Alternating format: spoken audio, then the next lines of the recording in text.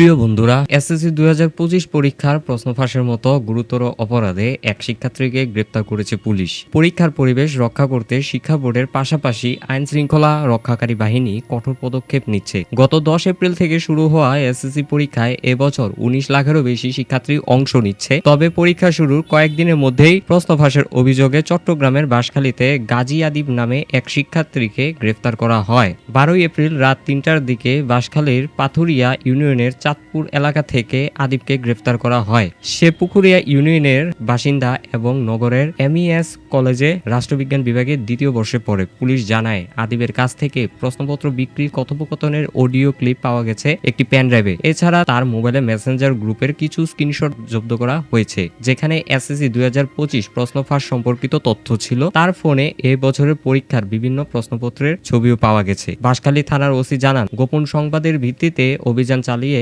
আদিবকে ধরা হয়। জিজ্ঞাসাবাদে জানা যায়, সে দীর্ঘদিন ধরে এসএসসি এইচএসসি পরীক্ষার প্রশ্ন ফাঁসের সঙ্গে জড়িত। সে বিভিন্ন মাধ্যমে প্রশ্ন সংগ্রহ করে টাকার বিনিময়ে তা বিক্রি করত।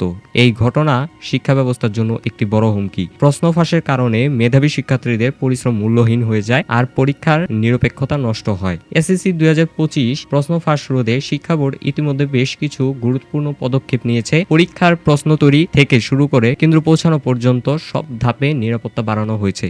তবুও কিছু অসাধু ব্যক্তি এই অপরাধে জড়িয়ে পড়ছে। শিক্ষা মন্ত্রণালয় জানিয়েছে, প্রশ্ন ফাঁসের বিষয়ে জিরো টলারেন্স নীতি অনুসরণ করা হবে। বন্ধুরা, শিক্ষা সম্পর্কিত যে কোনো তথ্য সবার আগে জানতে শিক্ষা নিউজের ইউটিউব চ্যানেলটিকে সাবস্ক্রাইব করুন। এছাড়া ভিডিওটি যদি ভালো লাগে, আপনারা ভিডিওটি লাইক করুন।